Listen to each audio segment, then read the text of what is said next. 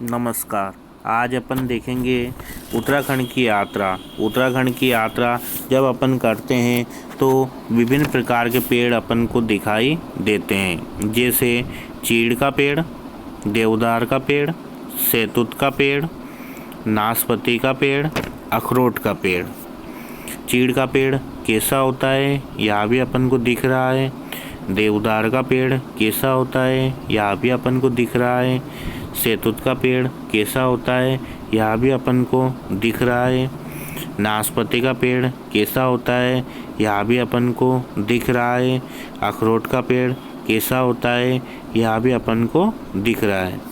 जब अपन उत्तराखंड की यात्रा करते हैं तो यात्री यानी कि श्रद्धालुओं को शारीरिक कष्ट होता है, पर इन प्राकृतिक दृश्यों जैसे कि सुंदर सुंदर वृक्ष, ऊंचे ऊंचे पर्वत, ऊंचे ऊंचे झरने को देखकर यात्री अत्यंत प्रसन्न हो जाते हैं।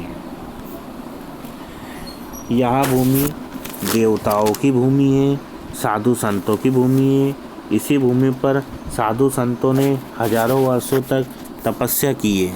इन्हीं में से नाम आता है शंकराचार्य का। इन्होंने भी सैतूत के वृक्ष के नीचे बैठकर ज्ञान की प्राप्ति की है। इनके बारे में भी अपन जानकारी देखेंगे। आज भी उत्तराखंड में शंकराचार्य जी के कार्यों एवं उनके निवास स्थान के प्रत्यक्ष दर्शन किए जा सकते हैं। ज्योतिर्मठ में आज भी वहाँ सैतूत का वृक्ष है। ज्योतिर्मठ यानी कि ज्योतिर्मठ का अर्थ देखेंगे अपन। मठ का अर्थ ऐसे संस्थानों से है जहां इसके गुरु अपने शिष्यों को शिक्षा, उपदेश इत्यादि प्रदान करते हैं। इसी के नीचे बैठकर तपोभूत शंकराचार्य जी को ज्योति के दर्शन हुए। इसी स्थान भी देखी जा सकती है जिसमें वे निवास किया करते थे। इसी वृक्ष के नीचे भगवान शंकराचार्य जी ने तत्व ज्ञान के महान ग्रंथ शांकर भाष्य की रचना की थी। ज्योतिर्मठ का सेब, नाशपाती, अखरोट आदि फलों से लदे पौधों का बगीचा, संस्कृत का विद्यालय आज भी जगत गुरु शंकराचार्य जी के पवित्र प्रयत्नों और संकल्पों को दोहरा रहे हैं, जिसके दर्शन मात्र से संसार ने महान प्रेरणा पाई थी। उत्तराखंड के प्राकृतिक दृश्यों के सामने ना तो कश्मीर का दृश्य ठहरता है और ना ही स्विट्जरलैंड का।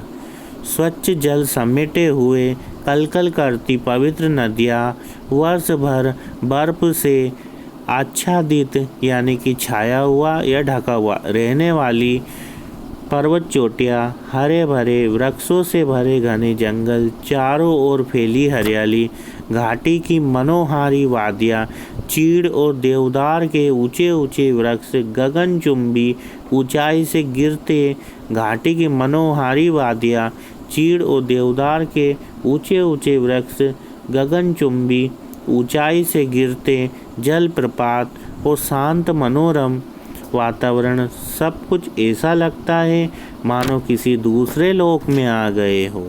यही कारण है कि इस प्रदेश की यात्रा के कष्टकारक होने के बाद भी श्रद्धालु उत्तराखंड के प्राकृतिक दृश्यों के प्रति अत्यधिक आकर्षित हो अपूर्व मानसिक आनंद प्राप्त करते हैं।